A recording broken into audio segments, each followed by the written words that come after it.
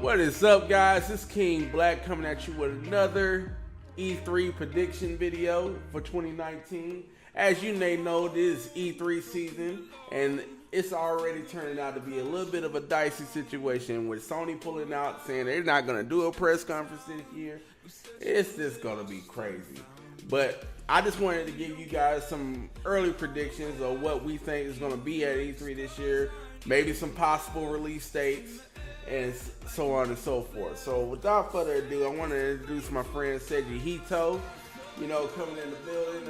Seiji, what's up? What is up? Anyway, you're a clown. All right, so we're going to be talking about one of my first picks. We're going to talk about Project Scarlet. Xbox working on a new Xbox 2, aka Project Scarlet. From what we hear, it's going to be 4 consoles. Yep. I believe 4 consoles, and it's one of them being premium. One is going to be a premium, and the other 3 is one's going to have like a.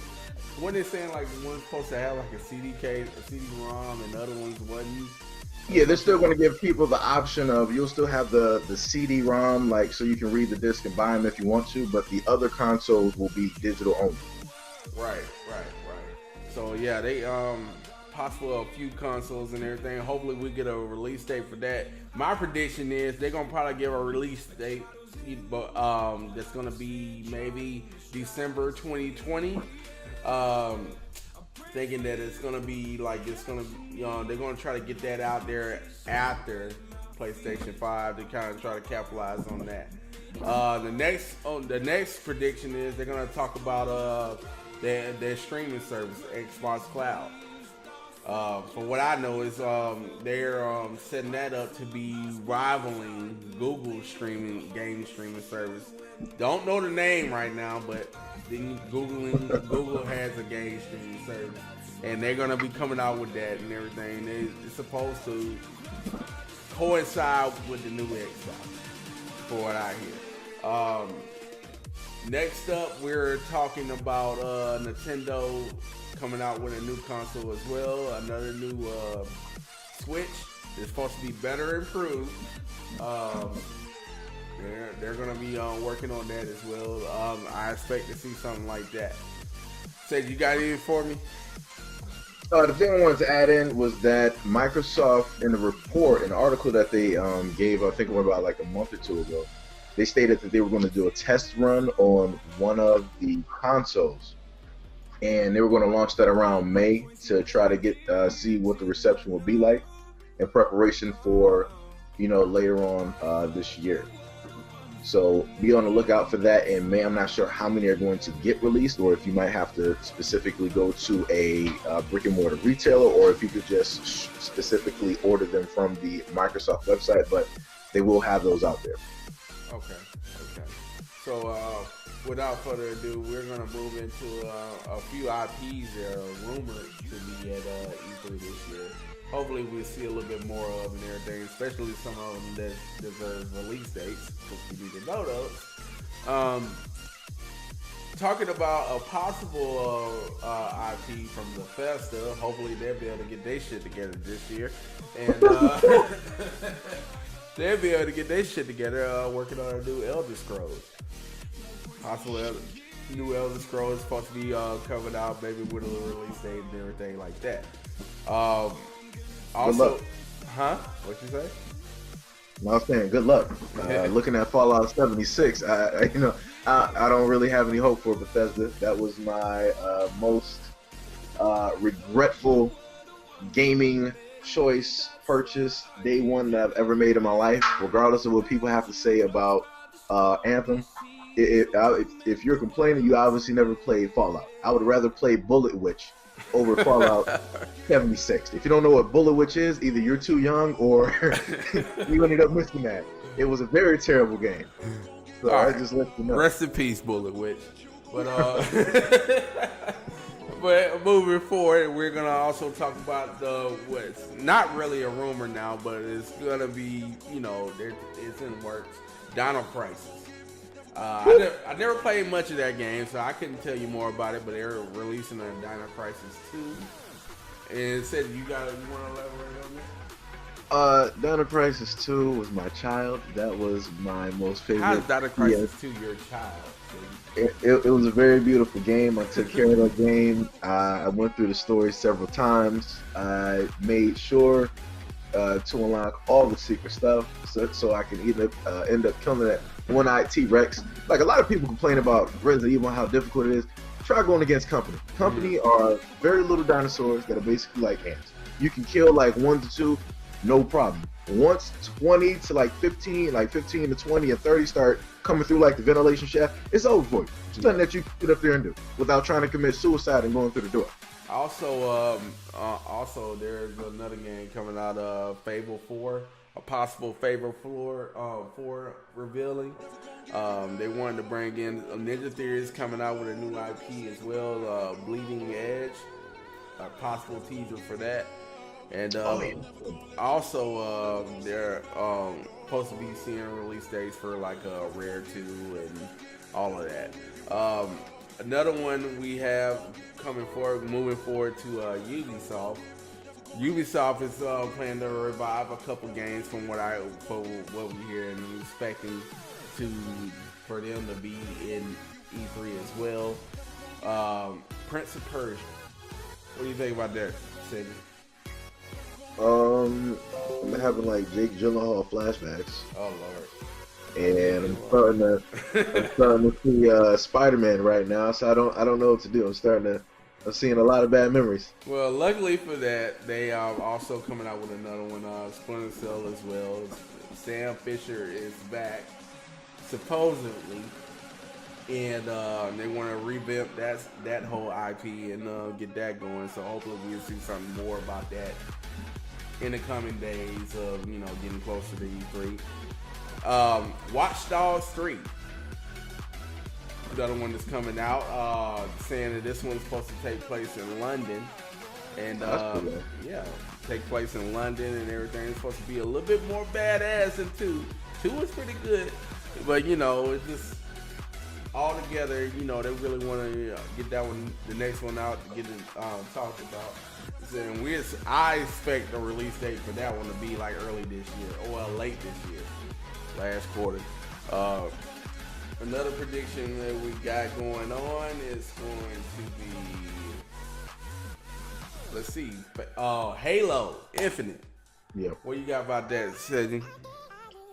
I'm still waiting to see. Let me see. What do we have? Halo 5. I'm still trying to finish that whole storyline because it was still left open.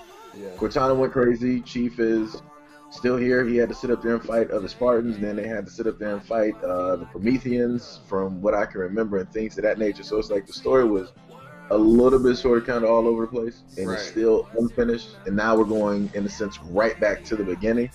So it's like, what are we doing here? I'm at a loss.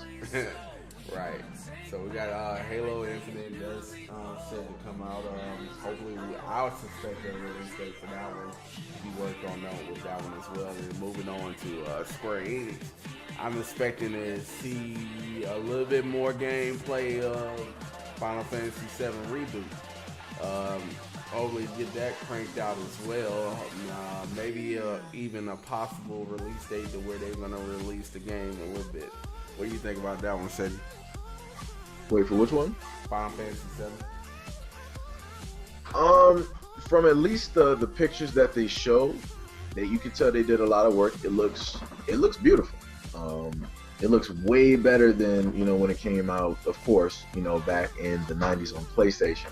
But the thing I don't like is what a lot of game companies are getting into, which is they're getting comfortable with microtransactions by the way of releasing episodes and things of that nature, so that they can, basically get more money. It's the same thing I have a problem with, with DLC. It's like you're basically selling us an unfinished game. The only difference is they're letting you buy Final Fantasy VII for I think like $15 to $20, which means that every episode is probably going to be like $10 to $15, which is going to end up over time. It's probably going to equal up much more than a $60 game. It's going to go more towards, like a premium or a limited or whatnot edition of a game, which is I found to be crazy and it's ridiculous. And moving forward with another release date. Hopefully, I want to see another release date for this game because this game is pretty much gonna be dope for me. I can't wait to play it. Cyberpunk 2077. Yeah.